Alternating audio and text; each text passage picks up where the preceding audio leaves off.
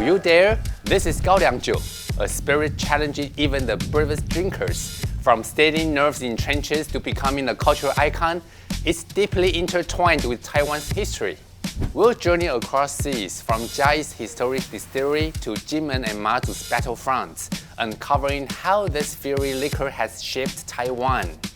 I'm Paul Peng Wan, an expert in alcoholic beverages with over 20 years of experience. Get ready to explore these bold flavors and rich history of 高粱酒 in this episode of Taiwan on the Rocks.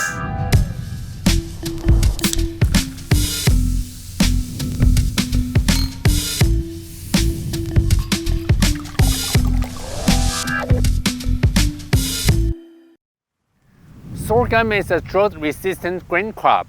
This hardy plant is the key ingredient in Taiwanese sorghum spirits, also known as 高粱 liquor, which is a type of 白酒.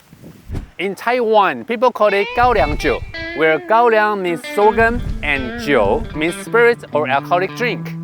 These spirits are commonly bottled at rather high proofs. 53 to 58% is the norm. For newbies in spirits, 高粱 liquor seems to burn your nose hair and destroy your taste buds. However, you never know until you try. The Jiayi Distillery in Taiwan began producing sorghum spirits in late 1949, with the first batch released at the turn of 1950. TTL Jiayi Distillery holds a significant place in the history of Taiwanese sorghum spirits. The area benefits from significant day and night temperature differences, which are ideal for making fermentation starters of diverse specifications. The distillery was where the first bottled Taiwanese sorghum spirit was produced. To this day, Jiayi Distillery produces several aroma types of sorghum spirits, using different types of fermentation starters made on site. Behind the curtain are some surprising hidden gems, since this distillery nestles the TTL R&D Center for the sorghum spirit. By altering parameters, Jiayi Distillery can produce spirits with acknowledgeable diversity, covering quite a wide spectrum, ranging from light, strong, soft aroma types to aged styles of 白酒。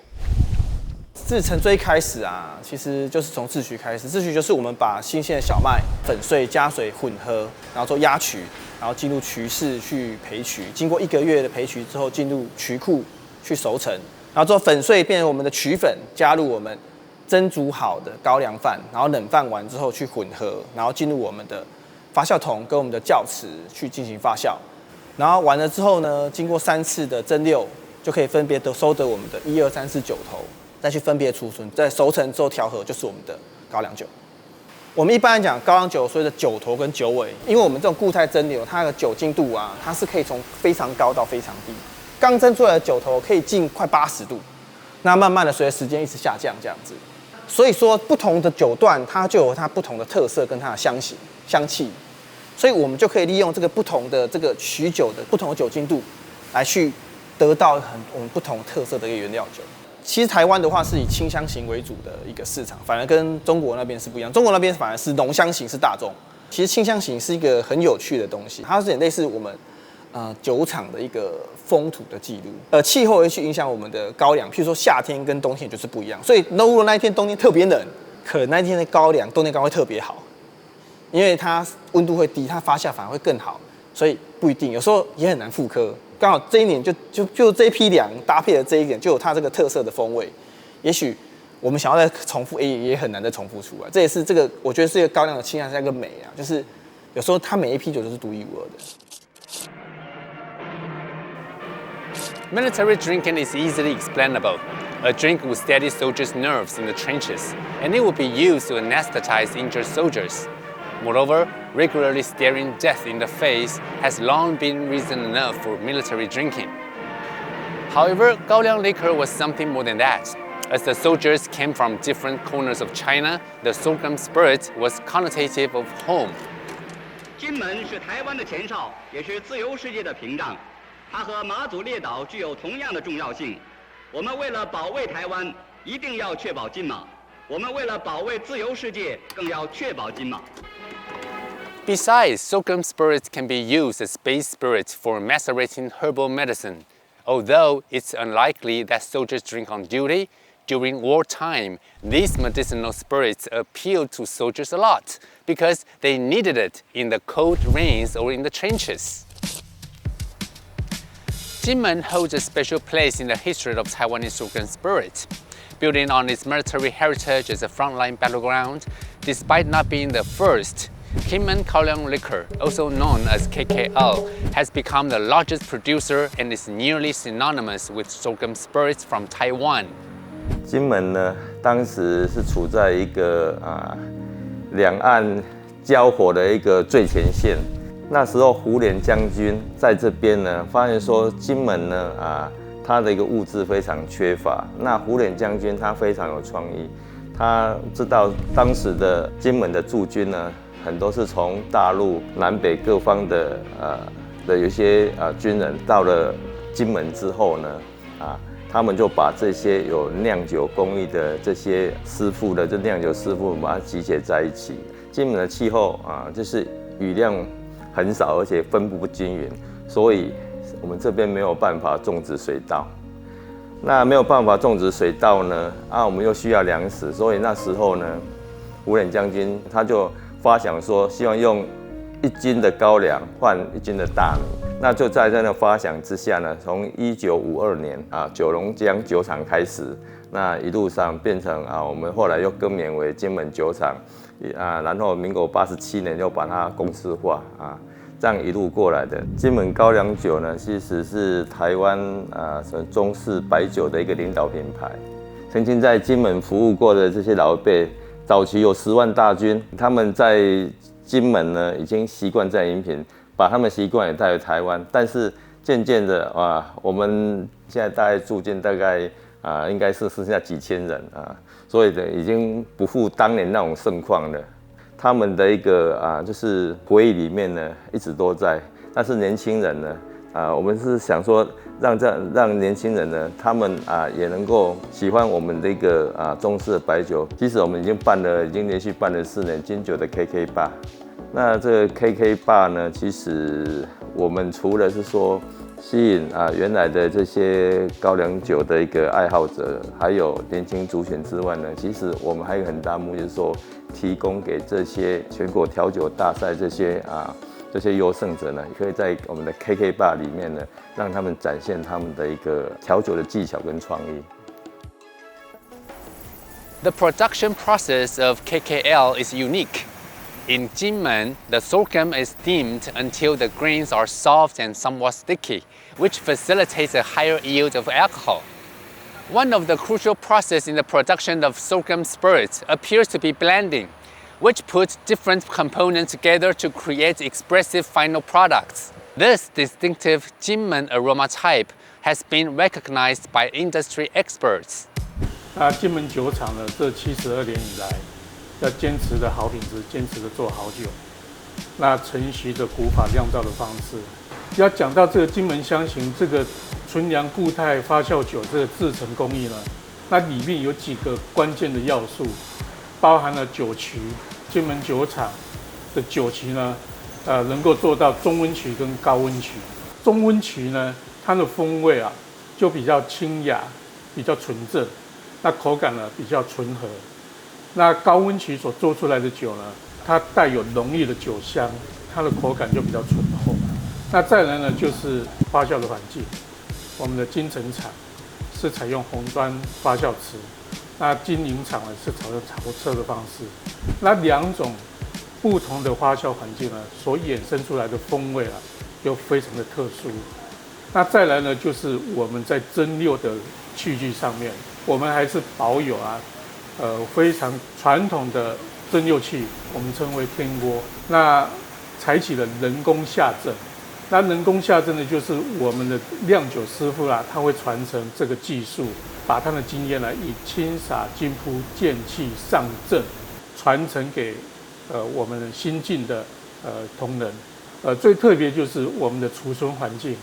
我们高粱酒呢，比较适合在温湿度稳定的环境里面去做熟成。那坑道的环境就比较天然，很适合高粱酒来做储放，来增加它的风味。整个金门香型它的风味我们可以用关键的口感好比说它的那个色香味来做一个这样的说明。好比它的颜色是清亮透明，啊，它的香气呢是芳香纯正，那整个口感啊是干烈爽劲。The Matsu Islands, located at the northernmost point of Taiwanese territories, boast a unique terroir that has bred a distinctive culture of making and drinking sorghum spirits. Like Jinmen, Matsu also has a strong military background, which has significantly influenced its sorghum spirit culture. 1956年3月7号成立，到现在68年，其实一路都是筚路蓝缕，经历了很多个时期。在民国81年11月的时候，军方拨给我们县政府，把八卦坑道呢，拨给我们酒厂了，那我们就开始储酒，一直到现在，都累积了很大量的老高粱。我们在坑道储存是台湾第一家，也是我们台湾最北的酒厂。另外就是，其实马祖的天然环境很棒啊，水质是很纯净的天然花岗岩泉水。那泉水里面会有富含很多的镁离子跟钙离子。原料方面呢，我们是用的是高粱跟小麦，那中间完全不加任何的辅助原料，譬如说像稻壳，俗称的这个粗糠啊，所有的酒厂都加，那我们不加的原因是因为保持它酒的纯净，不要被糠的味道影响。糠酿造出来会比较辣，比较会有一些糠醛异味。Matsu's cooler climatic conditions result in a slower, longer fermentation process. This is key to understanding the organoleptic profile of Matsu's sorghum spirits. 我们发酵时间是全台湾最长的，那一般我们台湾大概是21天左右，我们是56天，所以其实是花了2倍半的时间去做酒。发酵时间长呢，让酒中的芳香元素完全的释放这个东西形成我们难以撼动的一个特色了哈，就全台湾都没办法去复制的一个特点了。那这几年呢，我们就把马祖高粱酒的商标具体化，采用的形象呢，就是用我们4乡5岛的岛屿把它融入在马祖这2个字里面我们的所有香气都是来自于谷物，从它的皮到它的心，然后再加上我们的发酵原料也是香气的来源，产生的香蕉香这个我们俗称的水果味，就乙酸乙酯，它经过陈年之后呢，会在经由地合作用去结合之后会产生更复杂的香气。那有一些是很优雅的，有一些是很清爽的，有一些是水果味，会随着时间的增加产生不同的变化。They feature more coconut-like aromas and refreshing grassy notes, rather than tropical fruitiness, and noticeably less caramel-like roasted nuttiness. Overall, sorghum spirits from Matsu are airy and less intense in the nose, yet fluid, smooth, and rounded in the mouth. 我们东引岛你看看就是我们所说的天气跟湿度都刚好很适合，类似像坑道这里面，一年四季的温度都差不多在18到20度之间，那个时候是最好的。然后就再加上湿度，它那个酒会烤得更快。我们不做湿老，我们只取前面高粱最好的60%去烤，所以说我们的酒质会比较好。但感觉好像不太容易宿醉。对，这一点我们是有点很骄傲，就是说，有宿醉，有的时候他体质的问题，他可能也会宿醉喝多了嘛，难免会嘛，对不对？但最主要是头痛就没有。对，我们的酒好处是好在这个地方。其实我们这个酒，如果说真的跟茅台那样我们不会输给茅台。东引这个地方纬度是一样，但是我们是海洋气候，所以我们有接近到那个湿度下午，它没办法。我们用那个24节气来算的话，我们一般都在农历的差不多2月就开始制造的酒的过程就比较好制造，那个菌类会特别好，差不多要到差不多6月大熟这个时候，它的味道就会慢慢下降。它60度酒精度很高，它一下子就会散发出来。我又很喜欢大曲酒这种很细致，就一入口很细致、很干净，感觉瘦瘦的，但是后面的风味慢慢出来之后又很绵密，很纯对，很醇厚。有点甘甜。对，我们以后我们后代子孙也要有这个东引酒厂与有龙焉的，对不对？这个好的东西要好好的传承下去，就跟文化一样，酒就是一种文化，制造酒也就是一种文化，对不对？喝酒也是一种文化，对不对？慢慢传承下去。Placing bottles of sorghum spirits on the dining table is an excellent practice. Just as Taiwanese people enjoy pairing various spirits with their meals, sorghum liquor proves a versatile companion to both Asian and Western cuisines. For seafood lovers, Mazu is a paradise. The island offers a variety of seasonal fish, shellfish, and seaweed dishes. Local Gaoliang liquor pairs excellently with these seafood offerings. I particularly enjoy the aged Mazu Gaoliang Jiu, which has a smooth, refreshing taste that complements the local cuisine. Have you ever braved a glass of Gaoliang liquor? Share your experience in the comments. For more stories about alcoholic beverages in Taiwan, follow us on Taiwan Plus.